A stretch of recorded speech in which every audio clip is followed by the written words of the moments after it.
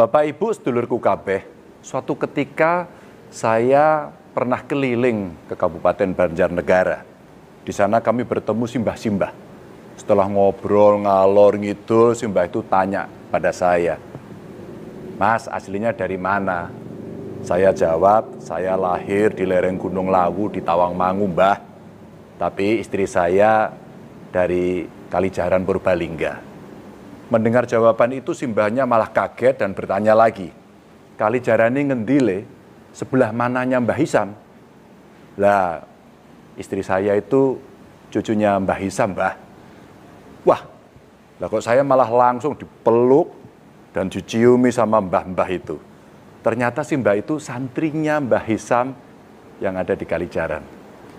Saya jadi ingat Bapak Ibu, Gus Yasin itu pernah bilang, berapapun usia kita, kita tetaplah seorang santri. Adabnya santri itu akan selalu memberi hormat kepada kiai meski kiainya sudah tidak ada. Setelah nyumi saya, si mbah itu cerita banyak tentang almarhum Mbah Hisam. Termasuk bercerita bagaimana pondok pesantren Kalijaran itu dulu katanya dijadikan markas perjuangan di masa penjajahan. Bapak Ibu sedulurku kabeh, banyak sekali kiai yang terjun ke medan pertempuran di zaman penjajahan. Di Parakan, Temanggung, ada Kiai Subki yang terkenal sebagai Kiai Bambu Runcing. Di situ Bondo ada Kiai As'ad Syamsul Arifin yang menggerakkan santrinya, para bekas preman, untuk ikut terjun di medan perang. Ada juga Kiai Abbas Buntet yang dikenal sebagai macan dari Cirebon. Perjuangan kiai dengan santri bahkan terus berlanjut meski kemerdekaan sudah diproklamasikan. Apalagi setelah Kiai Haji Hasyim Asy'ari mengeluarkan resolusi jihad pada 22 Oktober 1945. Gerakan kiai dan santri terjun ke medan perang ini tersebar ke berbagai penjuru Nusantara. Jadi Bapak Ibu sedulurku kabeh, tanpa mengurangi rasa hormat saya kepada kelompok atau komunitas lain, memang sudah semestinya negara memberikan penghargaan setinggi-tingginya kepada para santri, kepada para ulama, dengan menganugerahkan satu hari khusus untuk diperingati sebagai Hari Santri.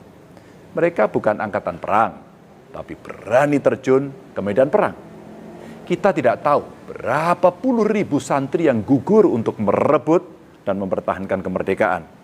Tapi Bapak Ibu sedulurku kabeh, saya berharap pemberian penghargaan itu tidak membuat terlena para santri di seluruh negeri. Saya menganggap resolusi jihad yang dikumandangkan Kiai Hasyim Asy'ari masih berlaku hingga kini. Jihad mempertahankan NKRI yang diserukan kepada para santri akan tetap berlaku sampai kapanpun. Mungkin ada benarnya yang disampaikan Bung Karno, bahwa peperangan yang kita hadapi akan lebih berat karena harus berhadapan dengan bangsa sendiri. Buktinya ada sebagian dari kita menebar teror di mana-mana, menyebar hoaks dan ketakutan kapan saja, memusuhi bahkan menyerang saudara sendiri. Sentimen kelompok bahkan agama dijadikan senjata. Jika keadaan sudah seperti ini, maka pasukan ampuh yang bisa mengatasi salah satunya adalah santri. Jika kelompok penebar teror bertindak mengatasnamakan ajaran agama, maka para santrilah yang bisa meluruskan pemahaman agama mereka.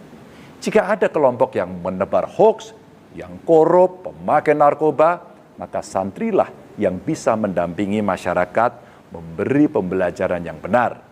Karena santrilah yang punya pemahaman agama lebih mendalam. Sebagai contoh saja, ketika saya nengok pondok keluarga di Kalijaran, terlihat betul betapa padat dan khidmatnya para santri itu ngaji.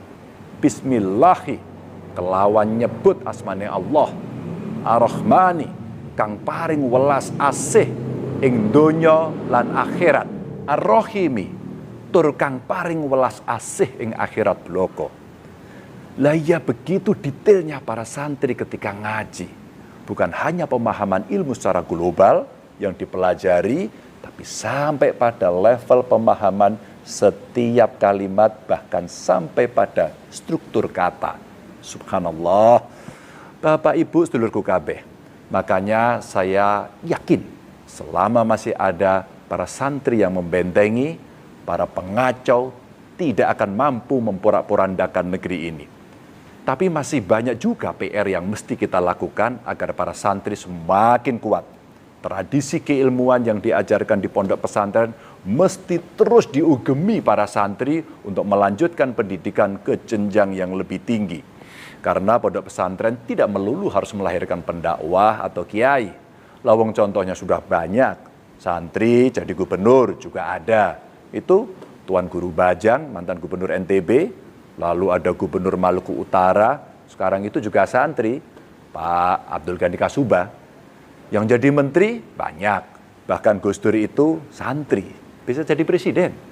Santri juga berhak kok jadi dokter, jadi ahli nuklir, juga pantas saja. Mau jadi fisikawan atau bahkan jadi astronot juga boleh. Jadi menurut saya rasa-rasanya kok perlu kita perbanyak kerjasama antara pondok pesantren dengan perguruan tinggi manapun, bahkan dari mancanegara sekalipun. Bisa berupa beasiswa pendampingan pembelajaran atau pelatihan-pelatihan lanjutan bagi santri. Saya kira itu bukan mimpi yang berlebihan. Bahkan dengan segala tradisi keilmuan yang santri jalani, saya bermimpi negara kita jadi pusatnya ilmu, bukan hanya ilmu keagamaan, tapi juga bermacam ilmu pengetahuan. Segala prasyarat kita punya, semangat sudah ada. Sekarang zaman sedang menimbang seberapa keberanian kita untuk merealisasikan. Dan saya yakin para santri mampu jadi penebar keberanian menuju mimpi itu. Selamat Hari Santri, tetap semangat dan terus jaga kewarasan.